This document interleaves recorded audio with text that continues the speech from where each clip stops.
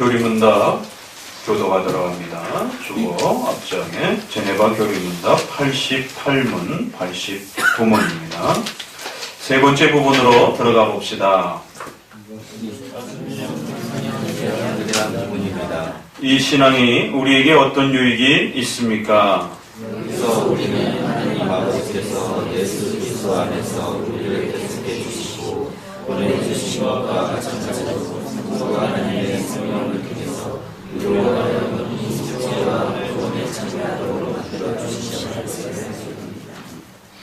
사도신경의 세 번째 큰 단락으로서 성령을 믿사오며 이렇게 소개가 됩니다.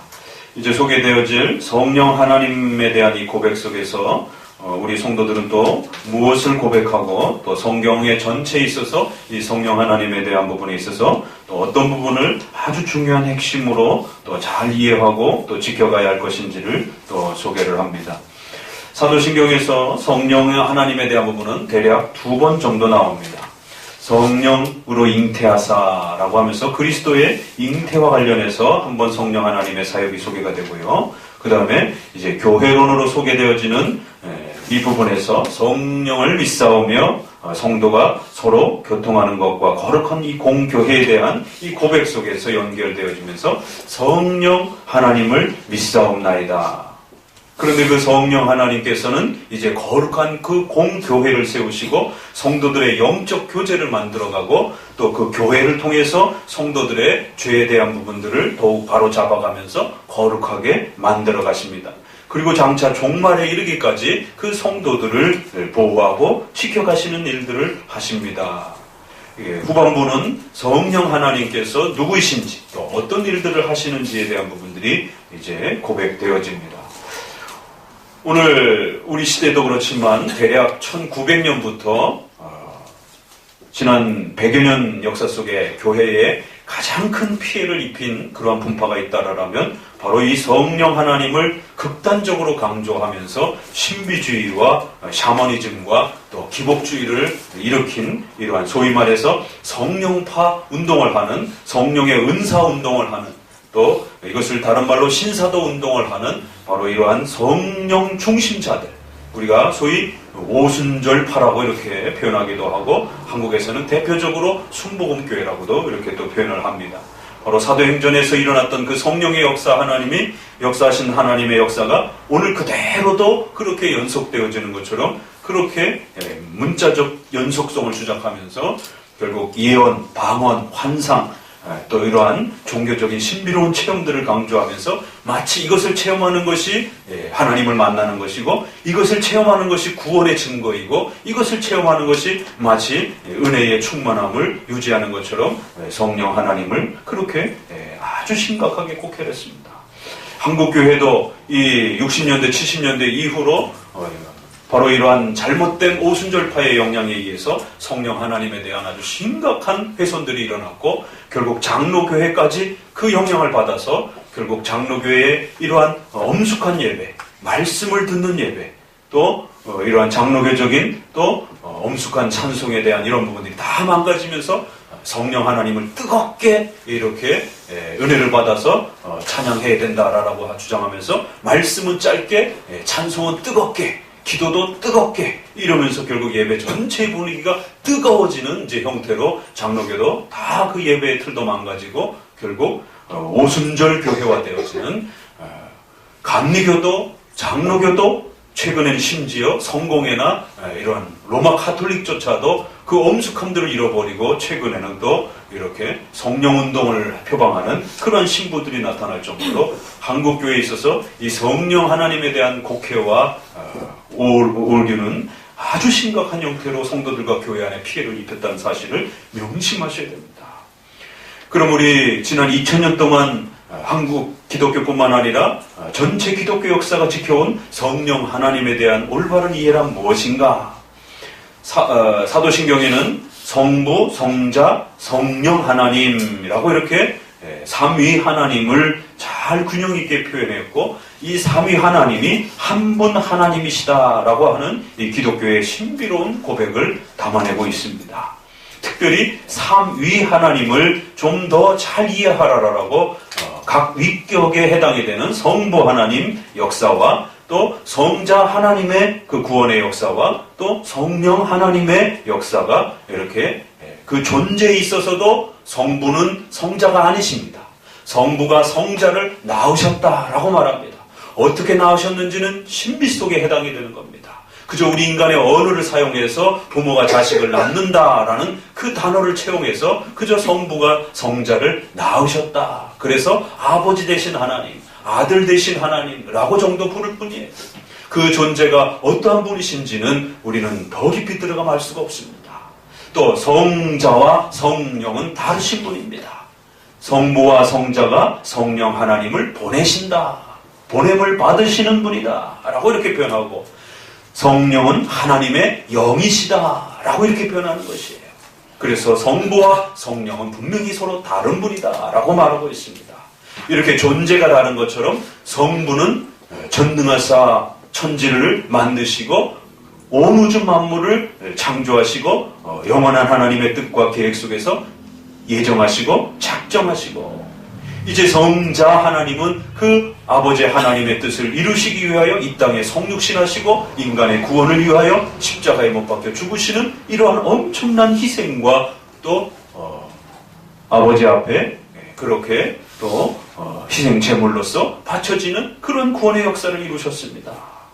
그리고는 성령 하나님께서는 신비 체험을 이루시는 분이 아니라 바로 오늘 본문에 있는 것처럼 아버지 하나님께서 작정하시고 예정하시고 계획하시고 뜻하시고 준비하셨던 이 모든 역사를 성자 예수님께서 이 땅에 성육신하셔 오셔서 고난받으시고 십자가에 죽으심으로 우리를 대속해 주신 구원의 역사들이 일어났고 이제 이 모든 구원의 이 역사들을 하나님의 성령을 통해서 이 속죄와 구원에 우리 사람이 참여할 수 있도록 그러한 놀라운 일을 행해 주시는 것이지 신비 체험을 일으키는 그러한 목적으로 존재하시고 또 일하시지 않는다라고 선을 긋는 것입니다.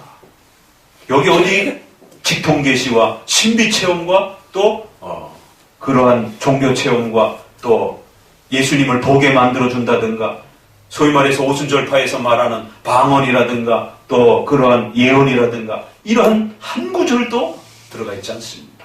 성령 하나님은 어떻게 일하십니까? 단독적으로 일하시는 게 아니라는 것입니다.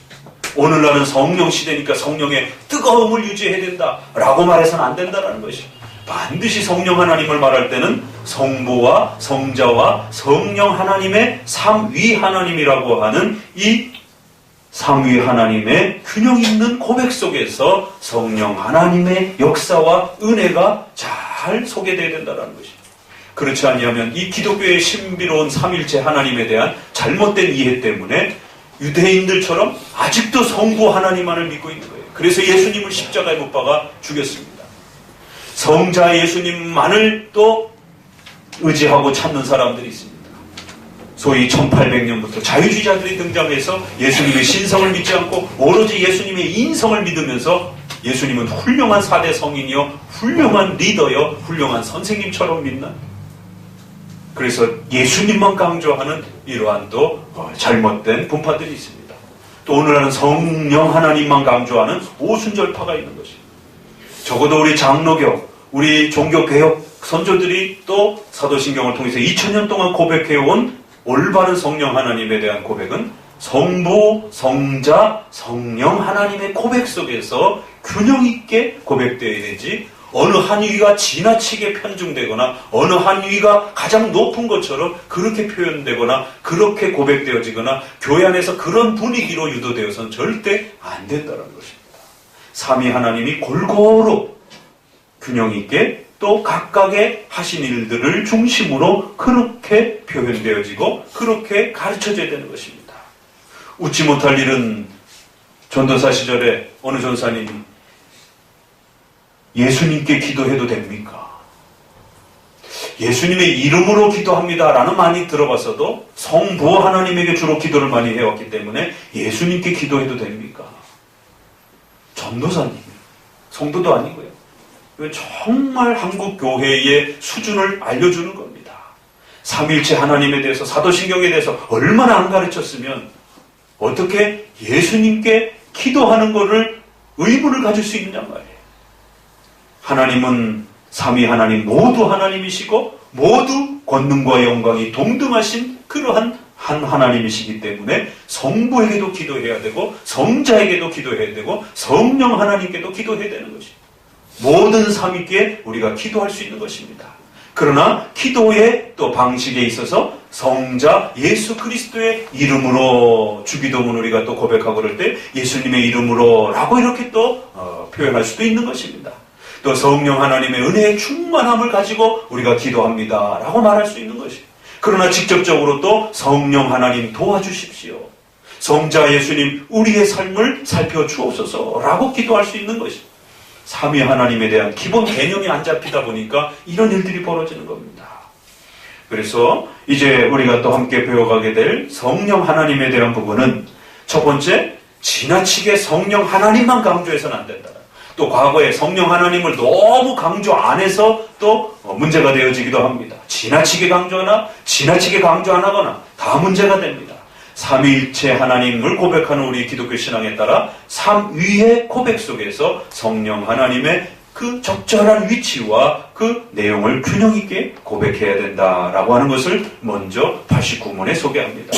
그리고 두 번째는 성령 하나님께서는 바로 단독적으로 일하시는 그런 방식이 아니라 아버지께서 계획하신 것을 예수 그리스도께서 구원의 대속을 이루어주신 바로 그 구원의 역사를 이 속죄와 구원에 우리가 참여하도록 그 구원에 참여하는 방식은 반드시 성령 하나님이 스스로 만들어주신 말씀을 우리에게 가르치는 방식을 통해서 그 말씀을 우리에게 깨우쳐주는 방식을 통해서만이 믿음으로 말씀을 들음으로 이 속죄와 구원에 참여한다는 내용이 또 따라 붙는 것입니다.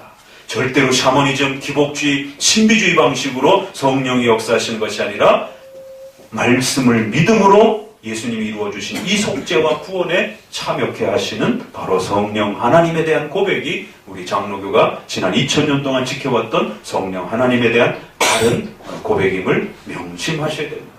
기도하도록 합니다. 하나님, 오늘 거룩한 영광